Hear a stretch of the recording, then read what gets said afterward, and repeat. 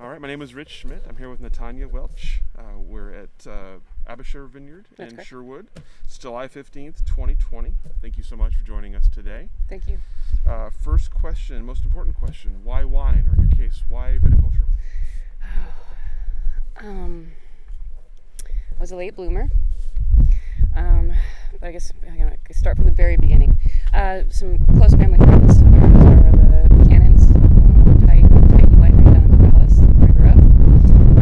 We used to, in the summer months, they had events, annual events, and it was some of my fondest memories of going out to their farm and, dancing to marimba music and seeing their family and their farm and the vineyard and the way the winery and they all worked together was very, it felt very attractive. Mm-hmm. Then I forgot all about that for a long time. I graduated from high school and left Oregon as quickly as I could. I couldn't handle the climate. Sadly, I wasn't totally fond of my hometown, and I just wanted to get away. So I moved to New Mexico, of all places, Santa Fe, and I lived there off and on for 15 years.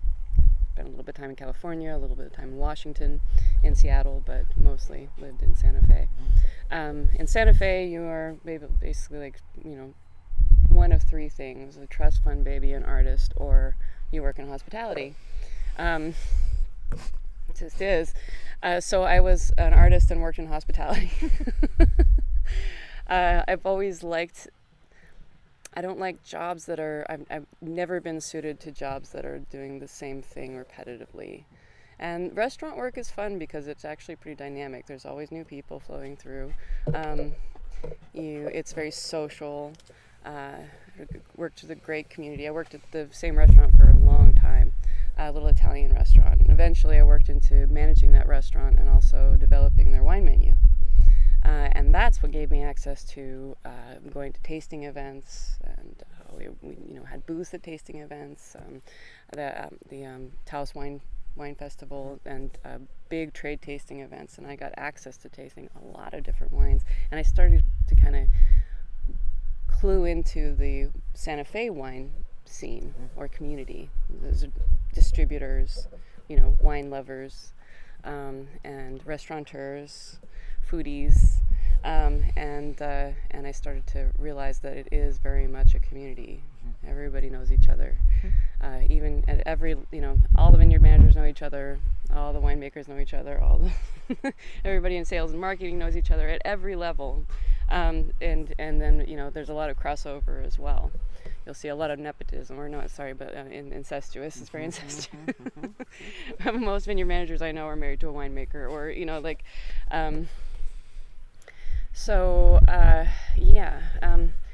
I loved tasting wine. I loved choosing wines. I loved talking about wines. I loved talking to customers about wines and trying to figure out what their palate was and try and find something that's, that was exciting to them. It's in their price point that they're going to say is delicious. And I love wine. But I didn't really like the upselling, the pressure to buy more or more expensive. I didn't really like being in sales. I liked hospitality. I loved working in restaurants because you're bringing people food and joy, which is another reason why I love wine, because you're producing something that brings people joy. And so I thought, okay, well, I think I really want to be in this industry in some capacity, but I don't think sales is for me. So I was like, I guess you have to be a winemaker. It didn't even occur to me that people grow the grapes, I was like, I guess that's what I have to do. So I started taking my undergrad, working on my undergrad to make it into UC Davis, which is really, when you don't know a thing about wine, you think that UC Davis is, the end all. That's where you go. There's no other options. And so I did my undergraduate studies in University of New Mexico and got almost all the way through a bachelor's in science. And then I applied to UC Davis. I was accepted. And then I was going to transfer over there and complete my degree. And then I was like, well, maybe I should try this first, before I moved to Sacramento and uproot my life, because I loved Santa Fe. It's a wonderful, wonderful place. So I took an internship at Kane. I was there for about 6 months. It's Kane is in St. Helena, known for their Kane 5 sort of Bordeaux blends, very high elevation, very boutique, expensive. Had a castle on the top of the mountain. These incredible 80 acres of just the steepest, most inhospitable mountaintops that you've ever seen, and their vineyard manager, Ashley Anderson, was just this like powerhouse of a woman. She had a crew of 12 guys, and they would just, it was just like the vineyard's so steep, and her and her 12 guys just worked it out, and they worked so hard, and I sort of developed a little bit of a crush on her. I was just like, wow, you're a badass. Even though we didn't even really see her that often. But I loved being in the winery also. I think I took to it pretty well. I completed that after 6 months, and then I was like, okay, well, I definitely want to be in the industry. But I don't know if I have the temperament to be a winemaker. Mostly because I realized that to be a winemaker, you also have to be in sales. And I, realized I just really don't. You have to either sell yourself. There's a certain celebrity culture around winemaking that doesn't really suit my ego. I'm very sort of a humble person. I don't mind being behind the scenes. In Santa Fe, I worked for an artist. We did large-scale sculpture projects. I worked with him for 5 years and we created some beautiful work. But it was his face on the work that was put out in the gallery. He get to take the criticism and the feedback, and I knew that I was a part of making that, and I just never had that desire to have my name on the work, even though he could not have generated or created that work without me. But I just was comfortable with that. So I don't mind being a part of a team creating a product, but I never wanted to be the face of it. So then I was like, well, okay, now I know a little bit more. I know that there's vineyards and that there's vineyard managers, it's a thing, and that you work outdoors, that you work with amazing, hardworking people. Because I lived in Santa Fe, I had and also worked in the restaurant industry, I also had a strong relationship with Hispanic culture, and already spoke quite a bit of Spanish, and so I was like, wait a minute, this could work for me. So I was like, okay, well, I'm still going to go to Davis for viticulture, and then a bunch of sort of tumultuous things happened in my family, and I decided that it was probably best to come back to Oregon to be closer to my family, who lives, almost all of them live in Corvallis. My grandfather was getting very old, and my mom was, also aging, and so I came back to Corvallis, and that was in 2010. And I was thinking, okay, I guess I'll go to OSU. And so then I met a friend, and he was going to OSU, and he said, OSU is really good. It's pretty academic, though, And I was like, but yeah, I'm not young anymore, I'm 30. I'm almost 30. I think, I don't know if I want to go to 4 years, do 4 years. I mean, what am I going to do for a living in the meantime? And so I also ended up getting a job at Tyee, which was like full circle. And then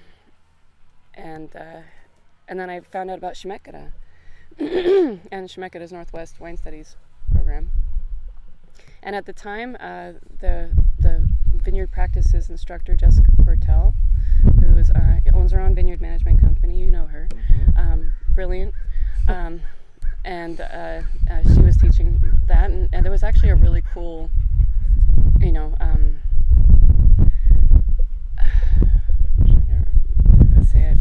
at that time they had a pretty cool pool of professors, and the program was strong, and I was like, okay, and because I had so much science under my belt already, I kind of flew through the program in 10 months.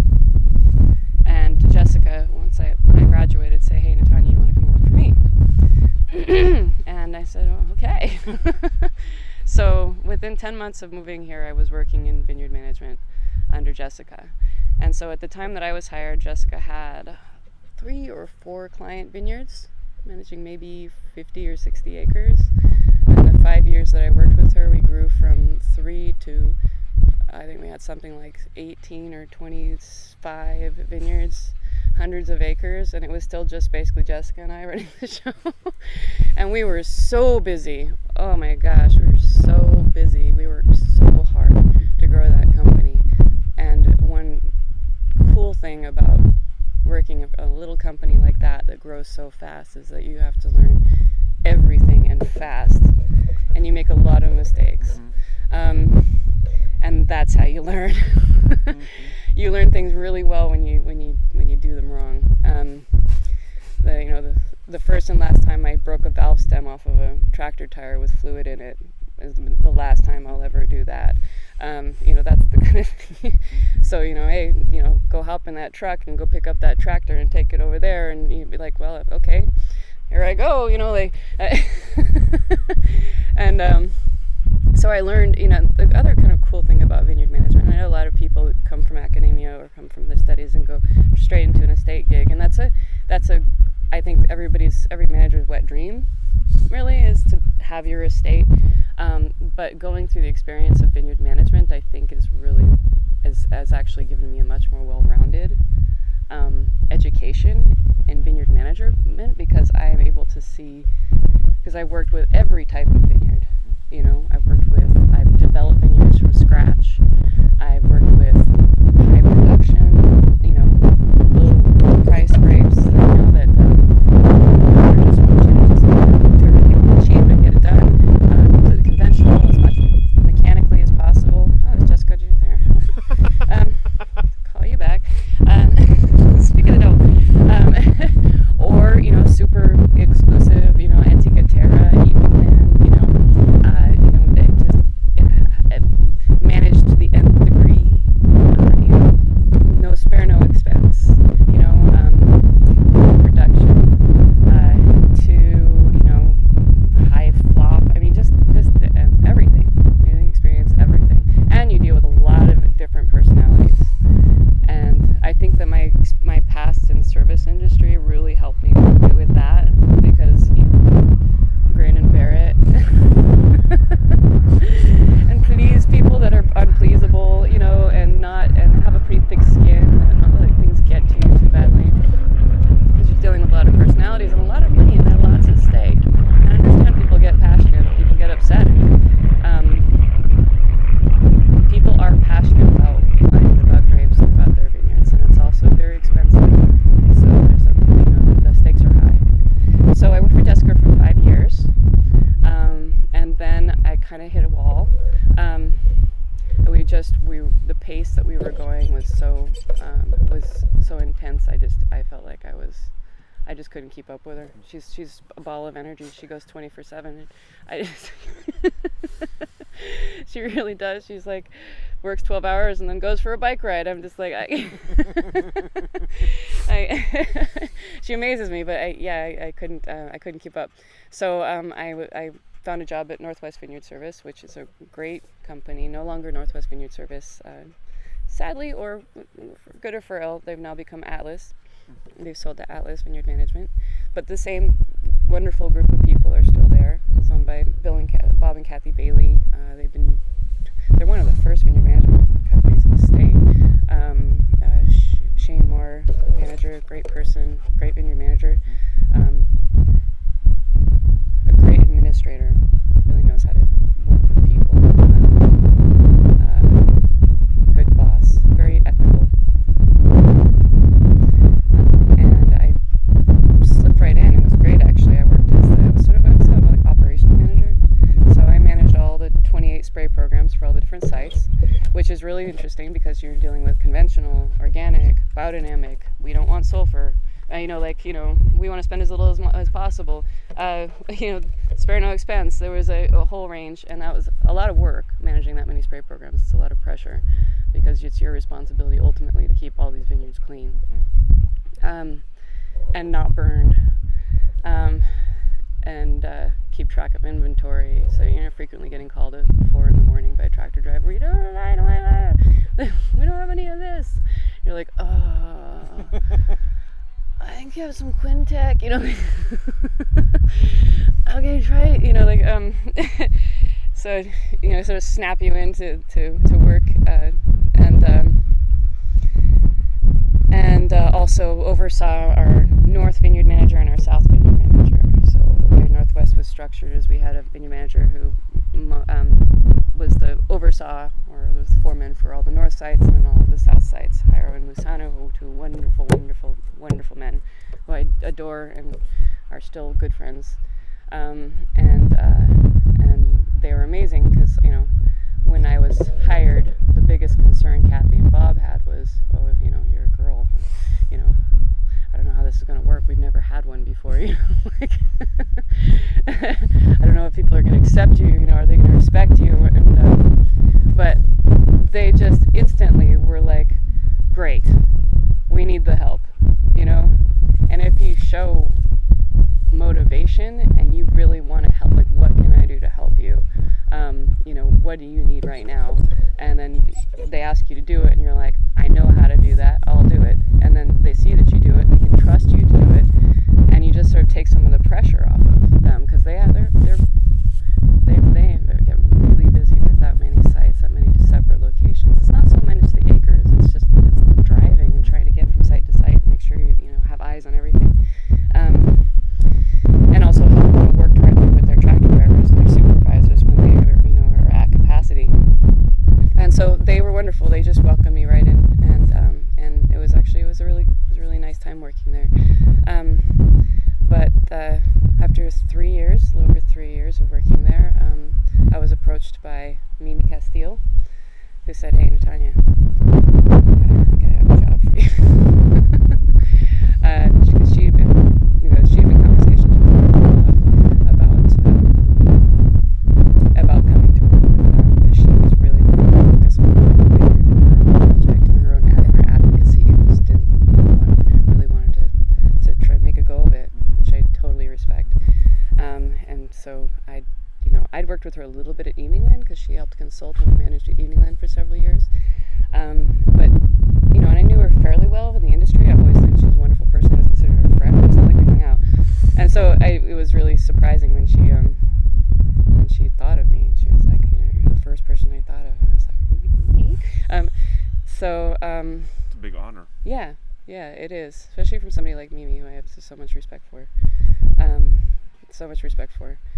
And so, I was brought in to interview with Felipe, and instantly I was like, okay, it's gonna work. Felipe is the most unegotistical, I say it, sincere, passionate, reasonable, intelligent winemaker that he understands viticulture enough to be dangerous, which I appreciate, but also dang it, sometimes it's best if they're in the dark, and he's just a pleasure to work with. We make a great team. And then I met the rest of the team, and I met Ian, our CEO, and I met Mark Tarlov, pretty remotely because he lives in California, and everybody was just so passionate and kind, and they liked me too. and they hired me.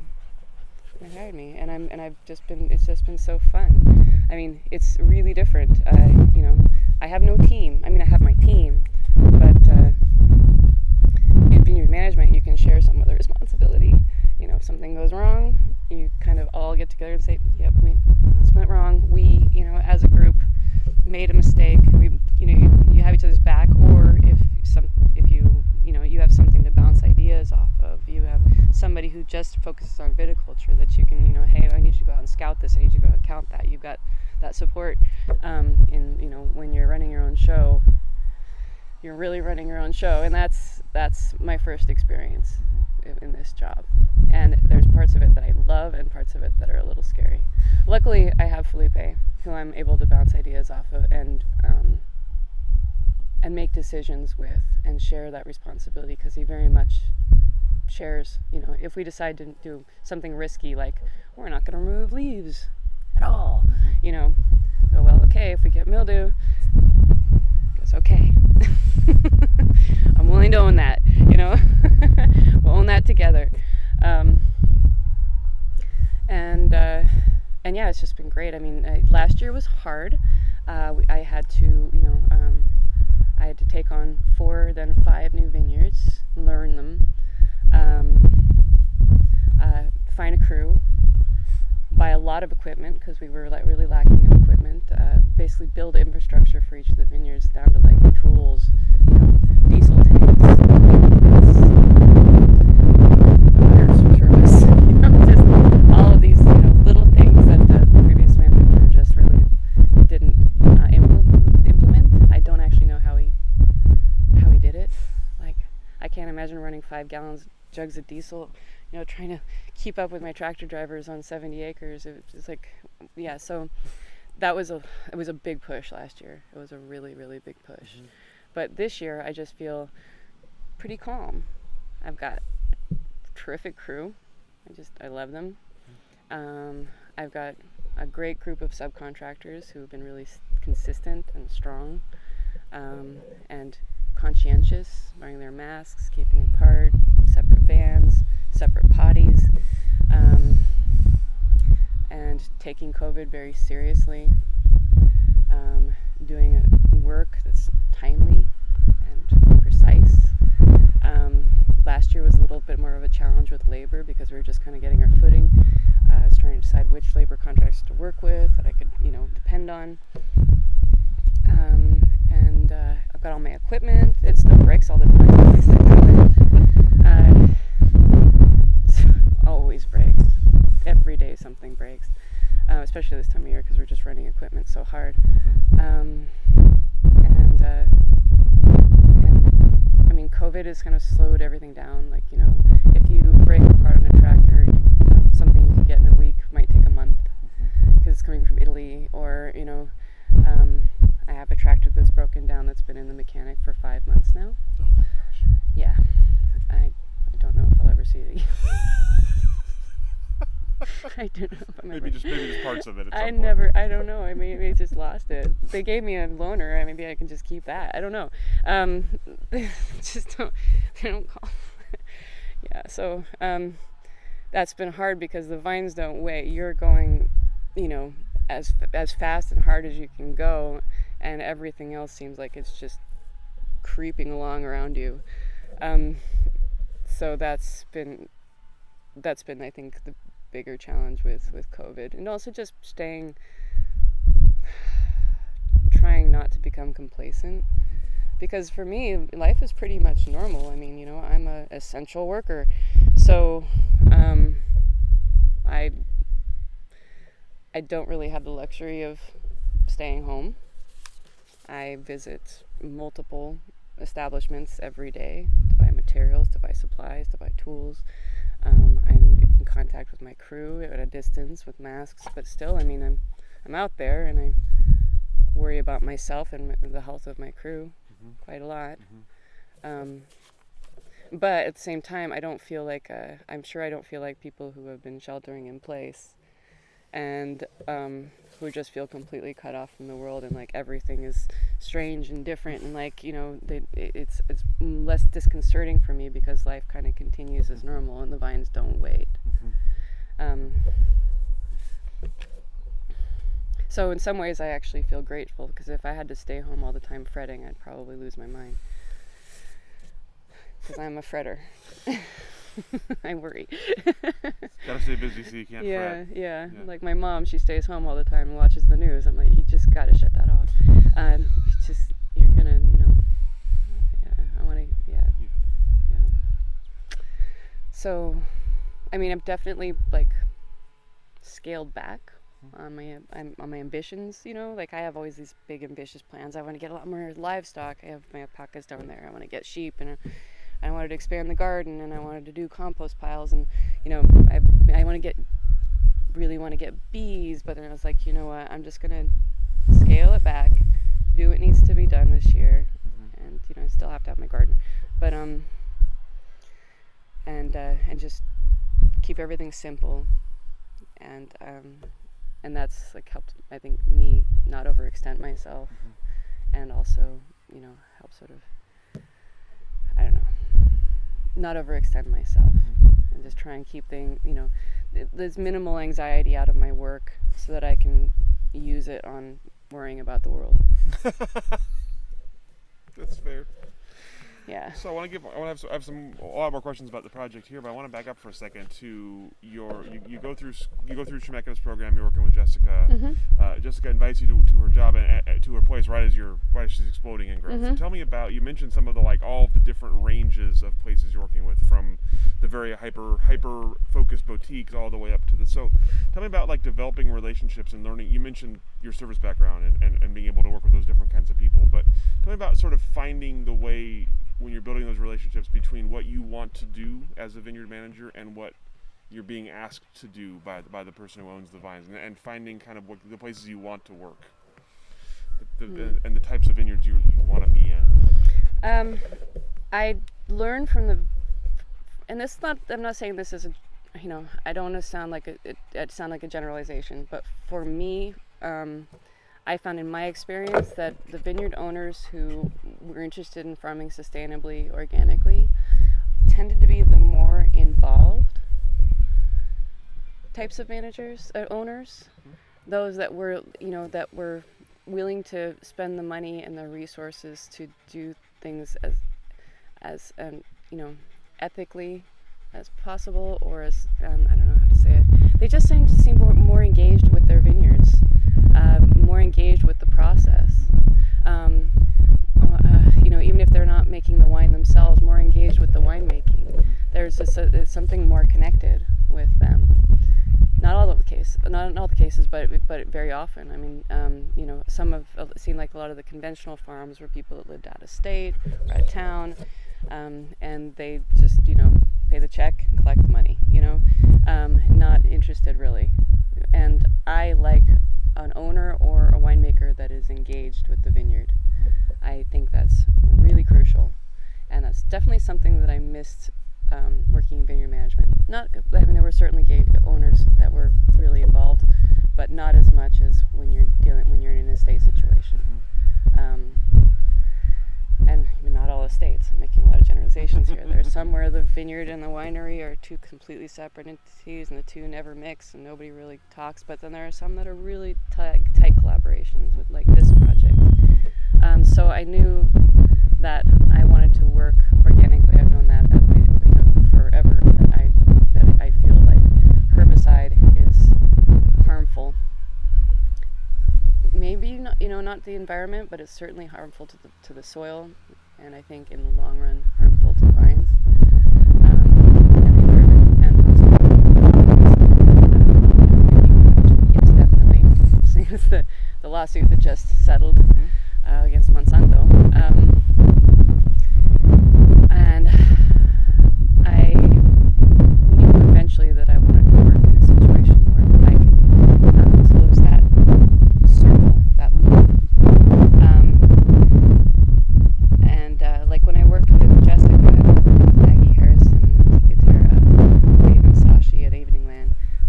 They were very involved. Like they wanted to be part of the decision-making processes, because they realized how much what you do in the vineyard reflects in the wine. And then they also wanted to share with you after the wine was made. Try it out. Hey, this block. What are we tasting here? What do we do? Do we do something special here? Is there something we could do differently? Get that direct correlation between the product and the produce. And so that was why when this project came, I was really excited about it, because as I was telling you a few minutes ago, at Rosanero, it's all about the source. The point of the pyramid is the vineyard, and everything comes from it, but everything also goes down into it. So it's everything's connected. So I'm also asked to be very more involved with even vineyards. I'll do some viticultural work, just visit, learn the story. So it's really great, 'cause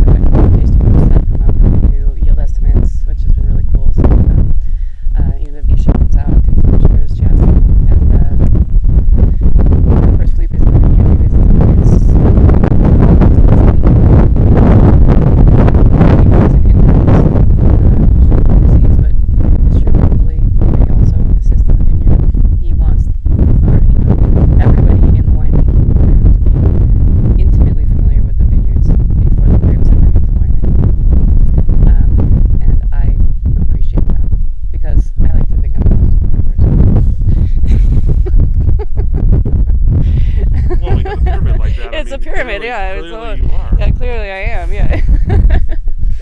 Yeah, I think vineyard managers are undervalued in a lot of situations, or just overlooked, kind of a thing like this.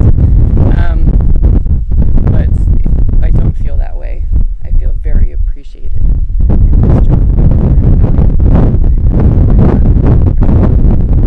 Very valued, and that makes me excited. A bit off camera about the history of the limit and recap that for me briefly and about what your role is with the various kind of brands under the umbrella, how your role fits into the various spots. So I should probably back up. So Rosanero was started, was the brainchild of Mark Tarloff, movie producer, attorney, I believe, creator, storyteller, passionate, super passionate. Always has great ideas, comes up with the best names. It really does. Yeah, it really is. It really is. And Untitled Chapter over there, who's a prominent winemaker, estate chateau owner in Burgundy, his wines go for astronomical prices. Has had a fascinating, like wine. Oregon sort of slipped onto his radar. He was like, hey, Oregon's actually doing some kind of interesting things. Maybe I'll give it a chance. So he got involved, and then and that started out as Chapter 24. And Chapter 24 has now become our sort of mid-tier wine. Over time, they started a lit, and then eventually Rosanero manifested, and that was in 2015. So Rosanero was really the ultimate goal for Mark, but he just, we needed a little while to get there. And the structure works really well because we have isolated certain subplots, like on our vineyards, that seem to produce consistently the most unique and interesting, and consistency is really important year over year. I'd say wines that convey a sense of place, specifically soil.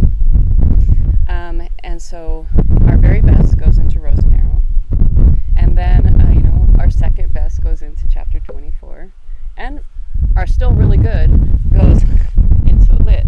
So it's allowed us to buy a vineyard or lease a vineyard that's 10 acres, maybe just take 2 acres out of it and send it into Rosanero, and then we still have a place for all of that, the rest of it to go, and still make a profit off of it, and it's a really good structure. During COVID, where restaurants shut down, where we market a lot of our, especially our Chapter 24 and our Rosanero sells a lot in restaurants in New York and in LA.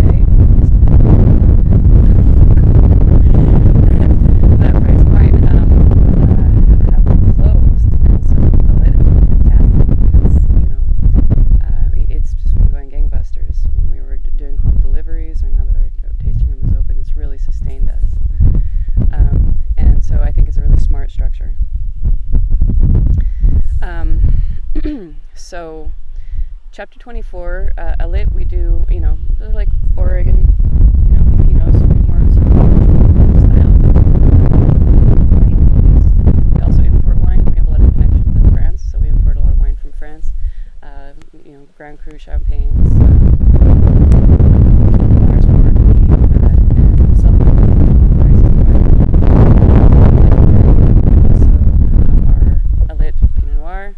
we just released the 17. We've got Sauvignon Blanc that we make from one of our estate vineyards. We've got Chardonnay, and we even have some fun little projects with Muscat that we're working on this year.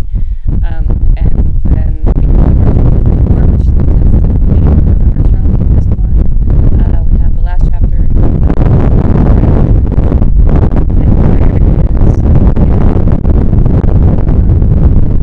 those little patches of volcanic, those sort of less degraded volcanic soils, shallower, where the minerality of the volcanic soils is more accessible, and then flood, which is more sedimentary, and And so that sort of creates two very different Oregon Pinot Noirs based just on soil profile. And last chapter is whoa.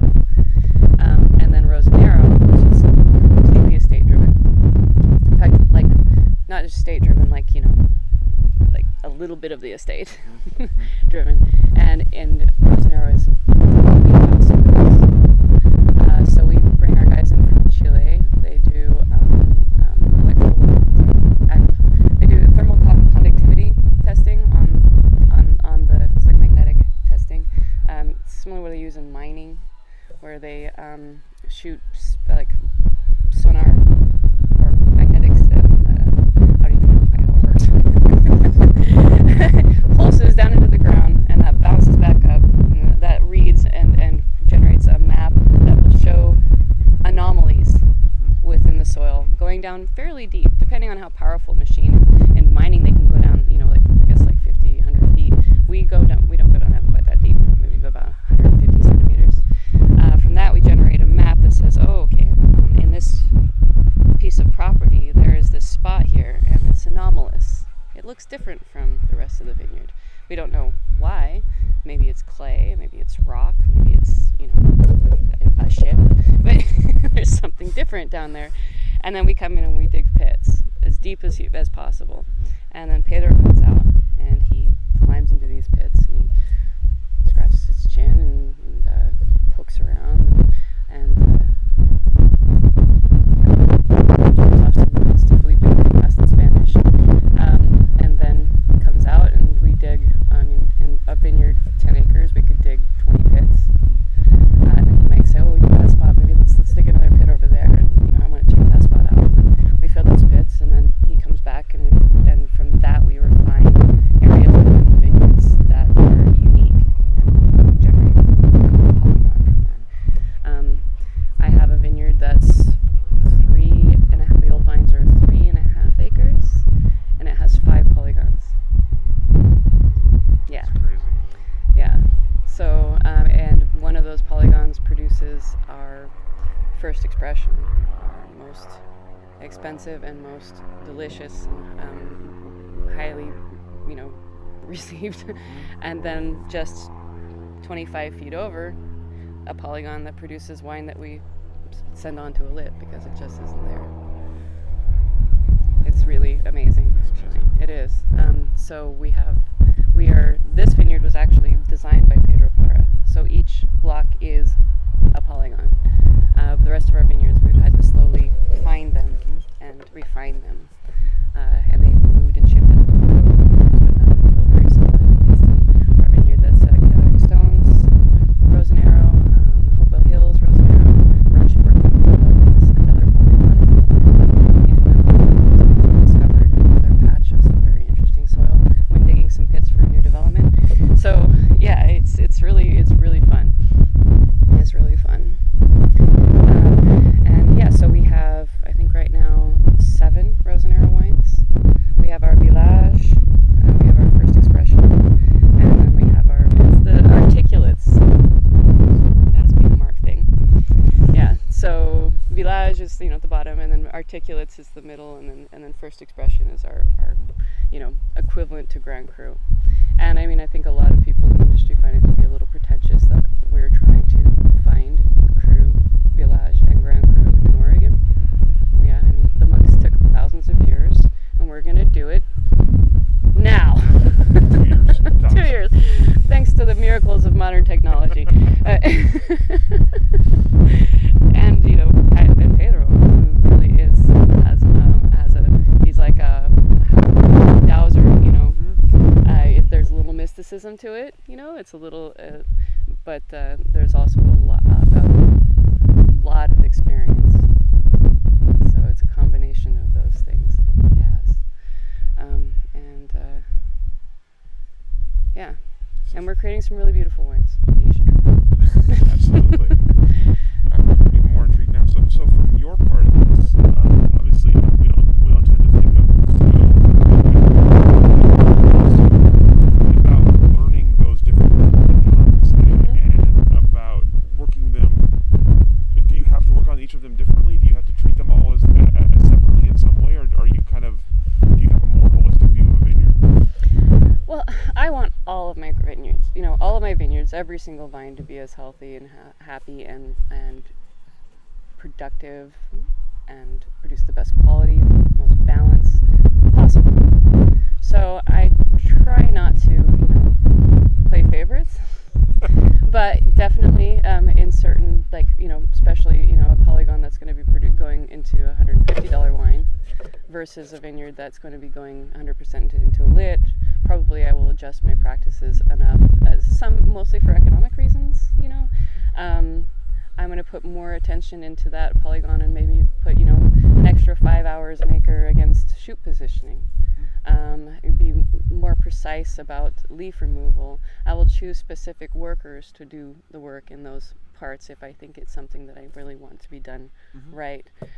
We do have a vineyard right now where all the fruit, we actually sell some Pinot Gris out of it, and the other Pinot goes into a lit, and so there, I back it off. I try and make it economical,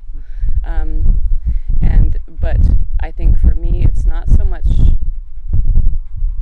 It's who I choose to work in those polygons. Less the choices I make, but who I choose to do it. That makes sense. Absolutely. I've got people on my crew who I trust to be able to do exactly what I want at every single row consistently. And so that's what I apply to my polygons. And then for the other blocks, then I can put the people who are maybe a little bit less skilled. One of the things we've heard about organic farming is that it kind of eliminates some of the tools in your toolbox. As if you're an organic farmer, there are things you can't just do if something goes wrong. So tell me about, especially working with blocks that are going into wine that's that kind of expensive, and you're trying to have that kind of like perfection. Tell me about, are there more things you have to get out ahead of? Are there more things you have to be concerned about? Are there more things you have to do more often? How does it work in terms of bringing organic practices to that kind of vineyard management? Yes. Organics, you have way less tools at your disposal. Having managed both conventional and organic spray programs, I'm really well versed in the products that are available to you in a conventional program, and there are literally hundreds, and they're very effective. They really work, and they last a long time, and they're great. In organics, you simply don't have access to those. You have products that are good, but don't work as well and don't work for as long. So you have to be much more alert, and that's probably why I found growing organically to be more engaging, not just with the owners, but for myself, because you do have to be more engaged, you have to be more involved, you have to be watching, you have to be present. You can't just spray something and walk away for 2 weeks and not worry about it. You really need to be looking all the time. You have to be paying much more attention to the weather. You have to be paying much more attention to how you manage your canopy. You have to make decisions. You have to be much more careful, conscious of your timing. Things have to be done on time. I'm struggling a little bit with a vineyard because I think I waited a little bit too long to remove leaves. I should have done that 2 weeks ago. So live and learn. You have to do things on time. You can't let things wait. You have to be diligent. Yeah, I have a whopping 5 products that I use. I rotate them as much as possible. I don't have access to herbicide, so this means multiple passes mechanically through the vineyard. It means a lot of hand labor, a lot more hand labor, and a lot more awareness. We also do some biodynamic practices. I won't say I'm an expert. I'm a bit of a novice, but I'm trying. I've studied the philosophies. I've read the books. I do some applications, some preparations. I'm making some preparations here, and I'm working on building my knowledge of biodynamics because I really feel like I want to apply that. I feel like I understand it before. I like to understand things before I just do them. Makes sense. I'm not. I'm not the kind of person that goes, okay, I'll just do it, and hope for the best. I feel like I need to understand it philosophically. I need to understand it mechanically. I do apply my 500s, my 501s. I'm working on composting. Eventually I want to work into compost teas and other herbal teas. I'll be experimenting with those.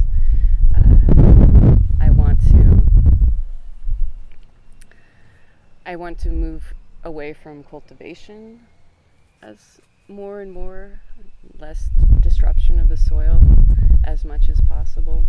I don't feel like I answered your question though. I can't remember what the question was.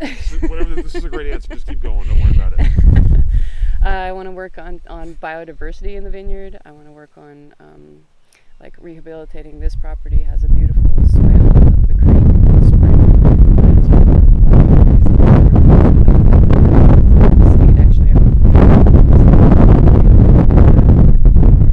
Rehabilitate the pond, make the property an ecosystem, and do as much as possible with my other vineyards as well, who have a little bit less options because it's not 60 acres with woods and creek, and the rest of my vineyards are more vineyards inside of big trucks and conventional ones. But I think there are ways that even within those confines that you can promote nature to be your ally rather than your enemy.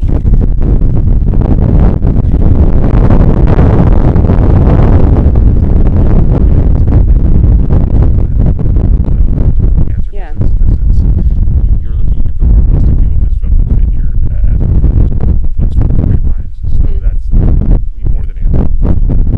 I think, I will, maybe ask you to take this out later, but I have struggled with organics and the carbon footprint that comes with it.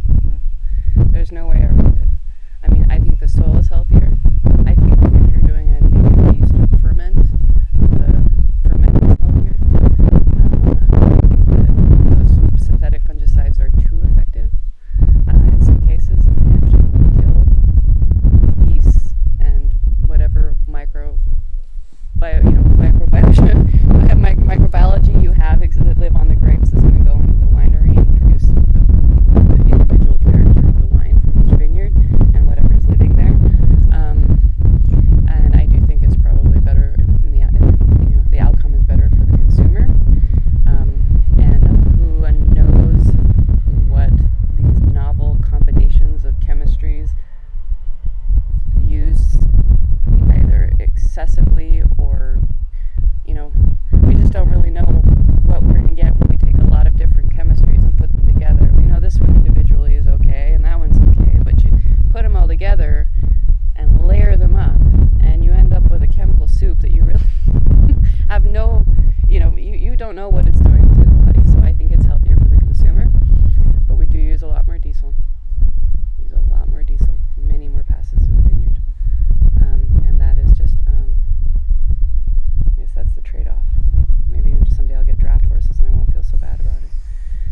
No, I won't get draft horses. I'm not gonna. That's a joke. Like oxen, I don't know. There you go. So tell us about this space in particular. This is Aebischer Vineyard, and it's new, and so you've had a hand in it from the start? No, I did not develop the vineyard because I started with Rose and Arrow in January of last year. Okay. This vineyard they started planting in 2016. Oh, okay. Yeah, so I've been involved in sort of the rehabilitation of this vineyard. That's right. Yeah, and it's really come around. It's looking really great. I'm really proud of it. And so yeah, it's owned by one of the partners of Rose and Arrow. This is his property, but he's a partner, so it's part of the inside of the Rose and Arrow blanket umbrella, so to say. And this vineyard was actually designed by so each polygon, each block is a specific polygon, sort of isolating different soil types and piecing it all together. The slight differences, and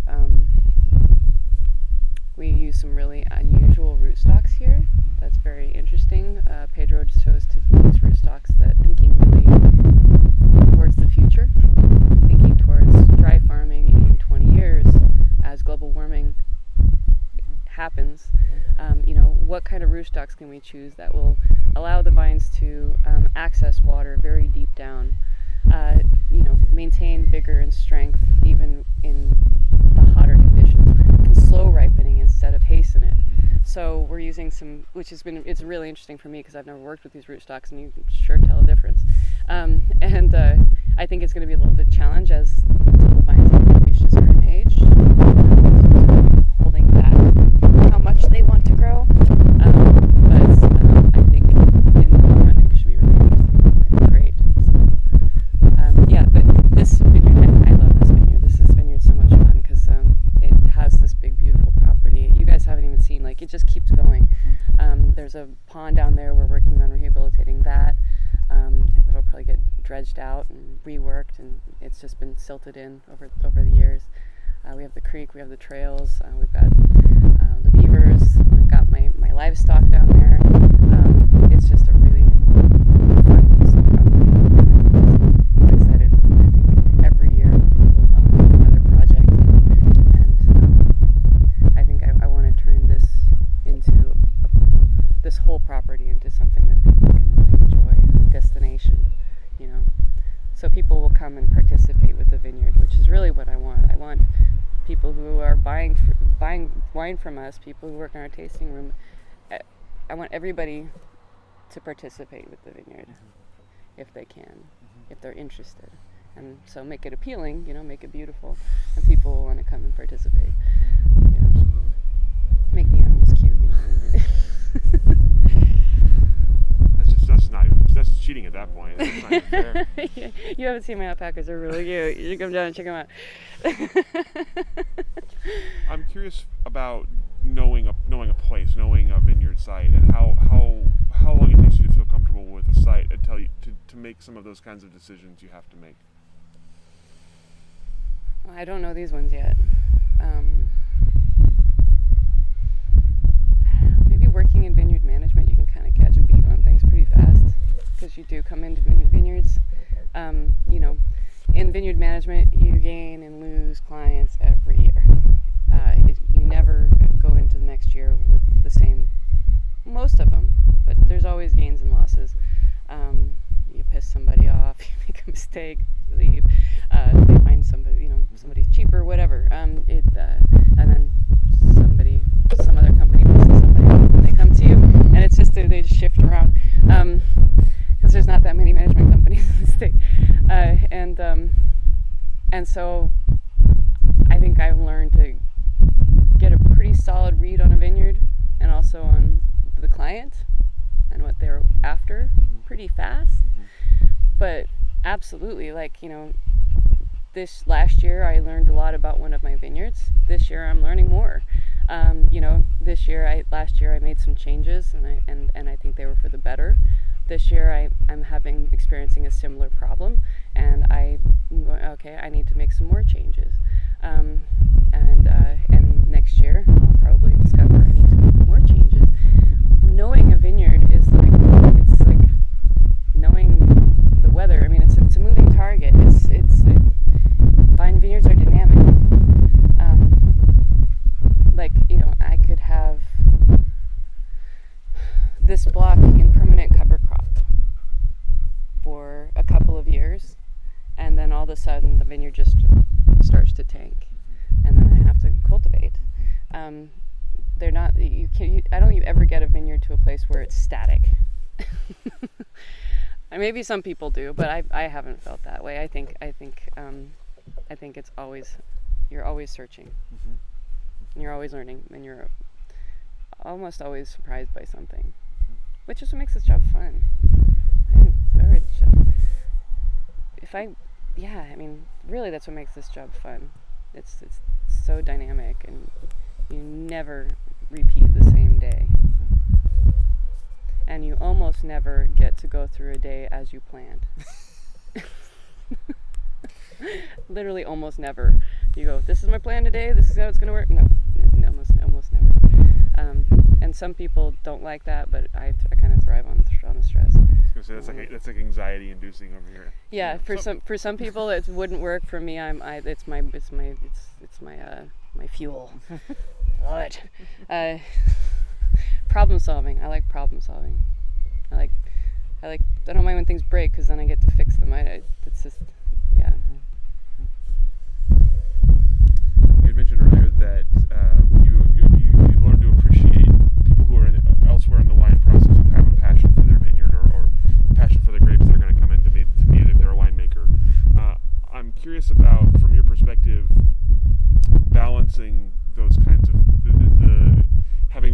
in the kitchen, and yet it being your vineyard in the end, your vineyard to manage in the end. So how do you balance, like for example, with Felipe or Tarloff or any other partner who owns the site, or any of those kind of people who have a vested interest in your site as well, with what you want to do? I'm very lucky in this project because I really Felipe and I make the decisions. Tarloff and Mike respect us and know that we're going to make the best decisions for the best wine Felipe wants to make. Is going to make. And know how passionate Felipe is, and also how much he knows, how smart he is. So I'm very lucky that I've definitely been in situations in vineyard management where I have people who have no idea what they're talking about, who are like, can you do this? And I really want it like that. And you're like, really to have no idea what they're talking about. And then it's a lot of explaining, or you just do it and then they get to, experience. Sometimes you just do it. Sometimes you just do a bad idea just to see what'll happen. And then, sometimes that's the way a person learns. But with Felipe, he has an idea, I have an idea, we talk it out. Most of the time we agree. If we don't, we compromise. Felipe wants me to take more risks, and I'm risk averse. So that's, I think, probably from my training. So that's fun. I'm trying. I'm pushing. Give me an example of a risk that you have done or want to do. Spraying less, not removing leaves at all. Moving away from nutritional supplementation and working towards using soil work or something else to deal with deficiencies. He really wants to push boundaries. But like me, he understands that if this were my vineyard and it was his winery, we could go nuts and just pay for the consequences. But it's not my vineyards and they're not his wineries. So the risk is to an extent, because we really have to protect the investment of all these people who put their money into this project. So we talk about that a lot. He's like, Mimi project, so she gets to really do some wild stuff out there. And sometimes it doesn't work out well for her, sometimes it does, and it's so cool to see her do that. I don't feel like I can do that, not yet anyway. Maybe we'll get there, because it's not mine, and it's my responsibility to bring the fruit in at least clean. Hopefully great, but at least clean. And a lot of that risk taking involves our disease pressure in our environment. It's just a fact of life.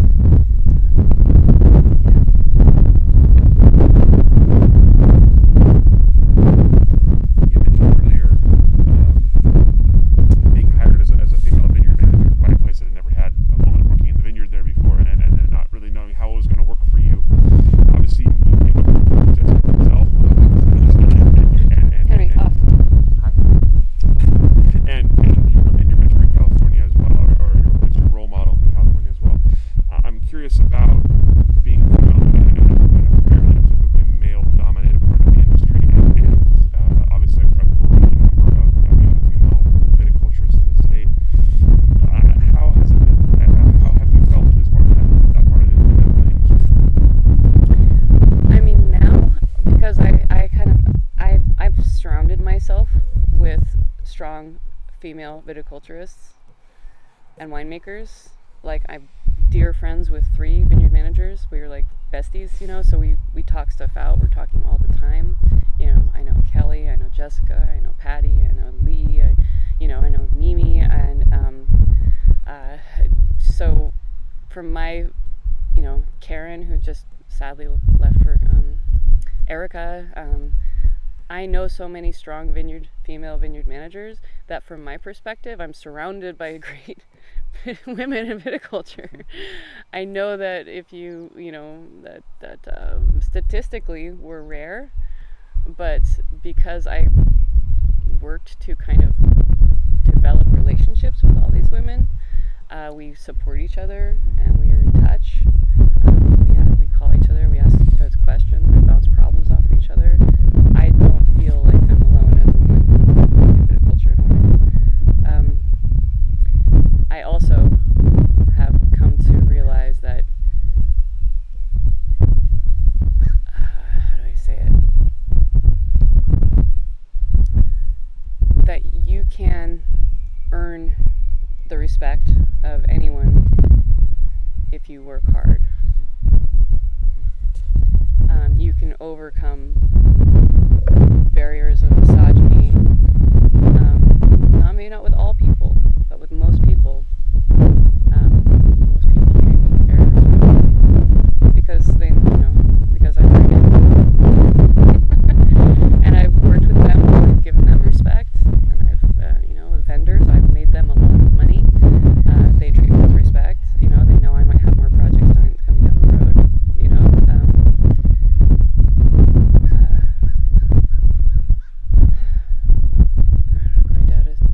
I know there were definitely times earlier on when I didn't know as much and I wasn't as confident in my abilities, that I would be afraid to speak, or I would let somebody kind of talk over me, or treat my opinion or my as being, belittle my opinion. But I was also younger, and I think, lacked confidence. I don't feel that way now. I'm not a big talker. I mean, it doesn't seem like I am now, but I tend to just sit and listen and watch and learn more than, spout my opinion on things. That's just kind of my way. And people like that can often get talked over. And, but people who spout opinions often sound like morons, so I'm okay with that. I'm okay with that. I'd say the old guard, the old farmers, some of them, still get a little startled when I pull up in that land yacht with my 24-foot trailer, with a tractor on it, but that's, it kind of makes me happy. So as far as the Hispanic community, I've been treated with nothing but respect.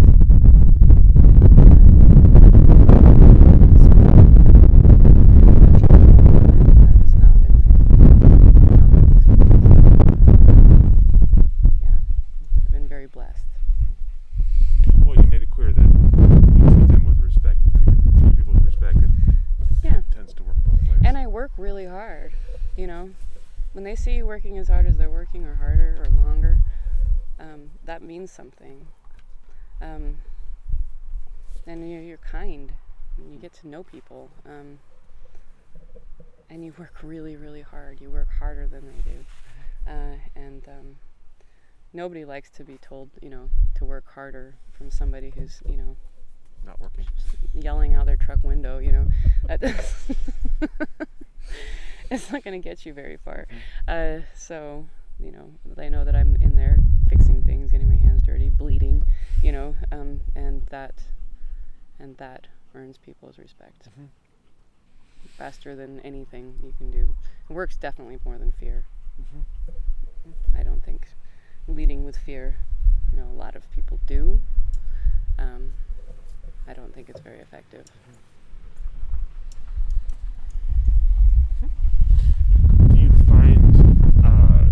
Have you found more women getting into the industry in roles similar to yours? You mentioned a lot of peers. Have you had people come to you who want to get into the industry, asking for advice? Or if you did, what would your advice be? I know a few of my colleagues have female assistants now, that are coming in. I haven't had a lot of direct inquiries from young women. I'm open. If somebody sees this video, call me up. Yeah, totally open. I'd love for there to be more women in this industry. I'd love for there just to be more people in this industry. We are, you're hard pressed to find a good vineyard manager in this state. There's a lot of opportunity.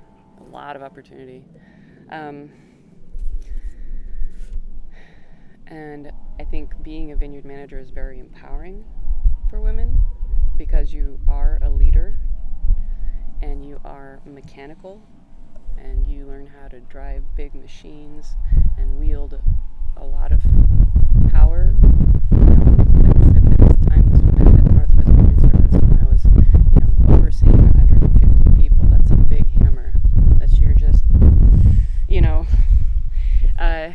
and it empowers you to watch a YouTube video when your ATV breaks down and fix the damn carburetor yourself because you can't get a mechanic in, and that's empowering. That makes you feel, strong, and anyone is capable of it.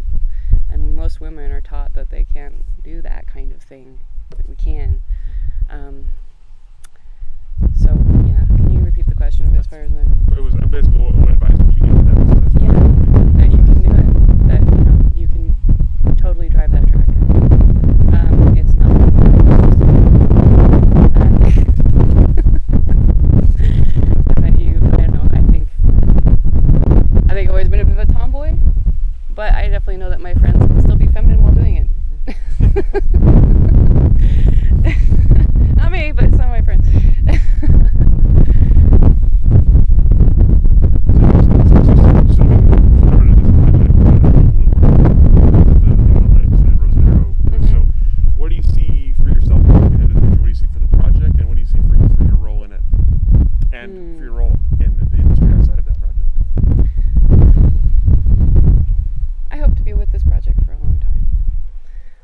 I feel that it was created, conceived very intelligently. Of all the sort of young projects in the state, or not all, but for many of them, I feel like this one has lasting power. I really do. I feel I have, and I would like to be here to see it grow and just take over the world. I really do. I want to see. I don't think Rose and Arrow is really going to grow much, or if it does, very, very slowly. But I'm looking forward to refining that, and finding those special places in Oregon, and really highlighting Oregon.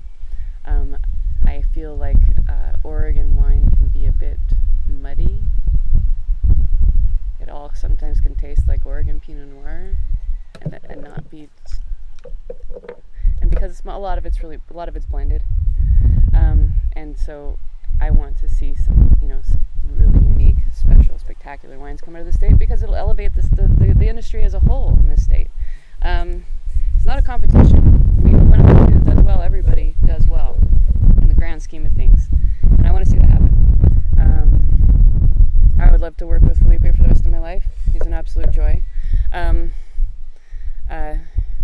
And I mean, I think that will be a point when I get too old for this job, because it's very physically taxing. And maybe if we grow to the size where I can kind of step back from sort of the physical demands of the job, and I could see myself doing this, for a long time. And I think that I will. I've thought about maybe, when I get much older, getting into consulting. I think it would be really fun, like traveling,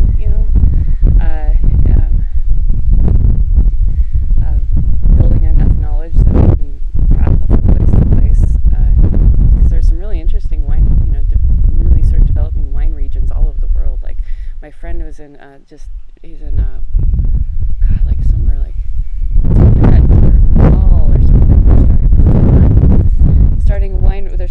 Somebody's starting a vineyard in Bhutan, and he's over there consulting in Bhutan. It's like, what? That's so cool, like maybe it's a bad idea, but still, like, help you do it the best you can, and China and Japan. I mean, there's a lot of new countries realizing that they can grow grapes there and make their own wine. And I would love to. I think it'd be really fun to share my knowledge, and I love to travel.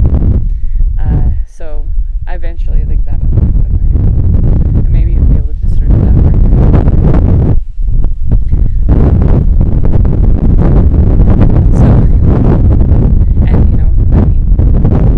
Rose and Arrow is, with the way its reputation is spreading nationally and globally, I think that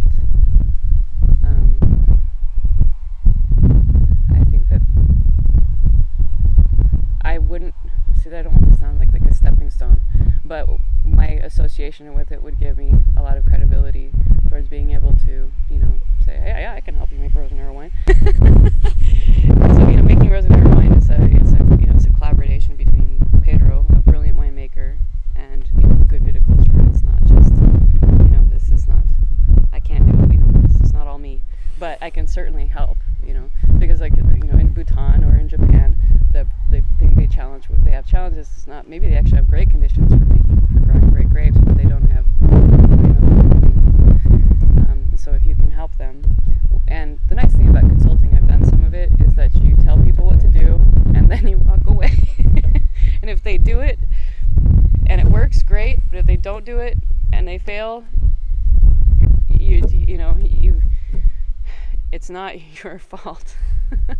And some of the pressure because this job really is high stakes, and that pressure weighs on you and keeps you up at night. And consulting is kind of nice because you can offer them the very best advice you have, and they can follow it or not. But in the end, it's not your responsibility.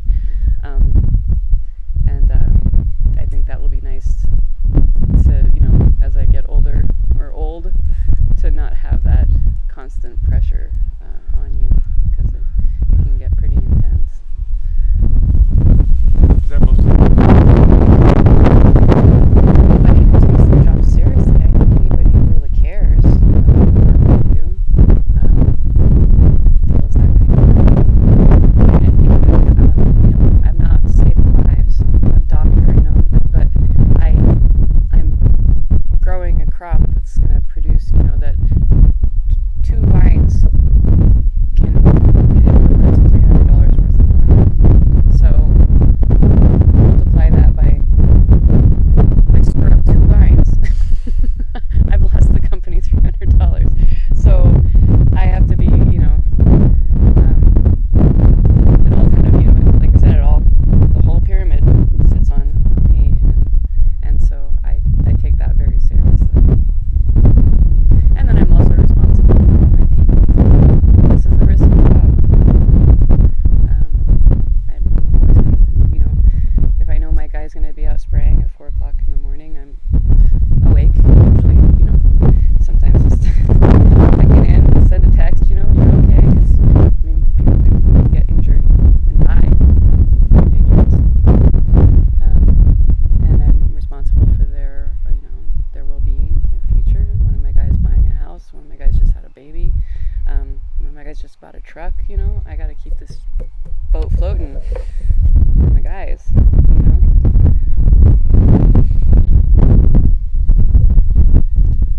Question for you, I just totally lost it there. It's okay.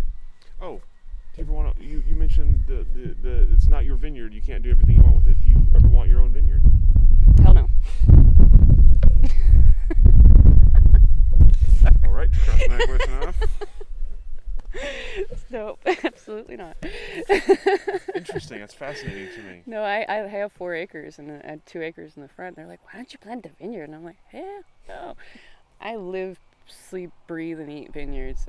Last thing I want to do is go home and see more vineyards. No, I'm totally fine with. They're very expensive. They're high maintenance.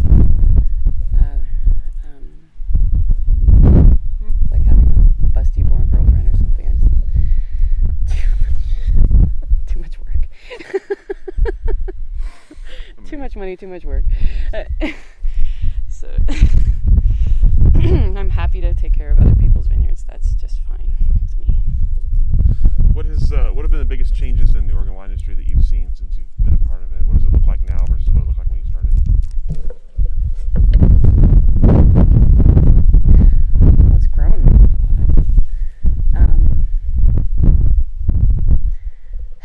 It's funny because my perspective has been so, like, a lot of the people that I know now and associate with in the industry, I've known since I worked with Jessica, because working in a vineyard management, you meet a lot of people, you have a lot of associations you make very quickly, and a lot of that community hasn't really changed. A lot of the vendors I work with, I know by name. I've known them, I've worked with them for 10 years, I still know them, I still work with them. We just know each other a lot better, so, we talk more, we share more. We feel like a family in some ways. We support each other. So I think maybe feel like my perspective on the industry has changed more than the industry itself has changed. Yeah, I mean, Kendall Jackson's moved in. Boom, boom, boom. My best friend works for Kendall Jackson. They've done there goes the neighborhood, but I feel like they've done a very conscientious job. They've rested their foot softly in the industry, and they've really tried to keep the identity of each of the wineries that they bought by keeping along, a lot of those same people. They've been very respectful. I can't say that, another big producer that comes in is going to be the same, but from my perspective, I'm not too bothered by them. Plus they're friends of mine, so I can't touch. What about as you look ahead? What's going to happen to the industry in the next decade? Conglomerate, sadly. It's inevitable. Do you think that's going to be a lot of outside money? Do you think it's going to be places joining forces? What do you kind of foresee it looking like? Outside money. Yeah. It's just kind of,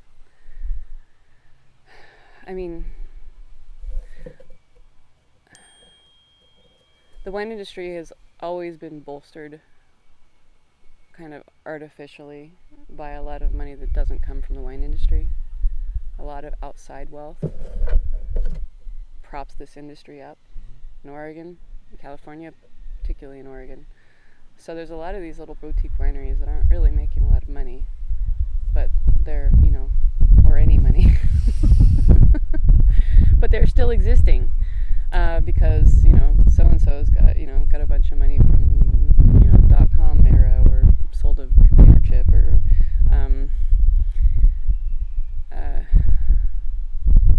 a lot of these wineries aren't very profitable, and eventually people grow tired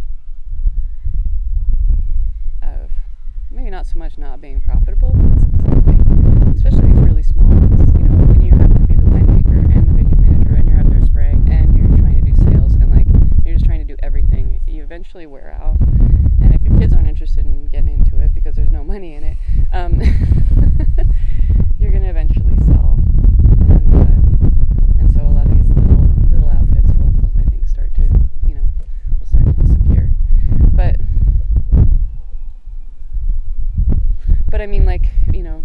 wineries like Brick House that have the next generation coming on, like Savannah, Doug Tennell's niece, she's coming on, and he's bringing her in. She's as passionate as he is, and another strong woman in the wine industry that I know well. They will endure.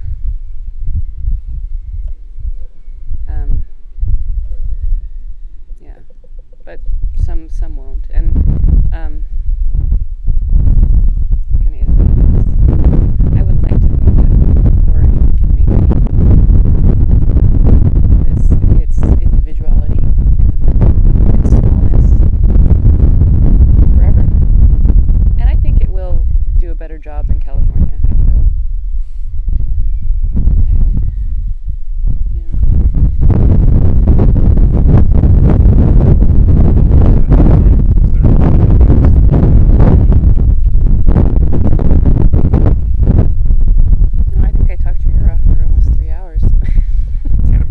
No, it's been 2.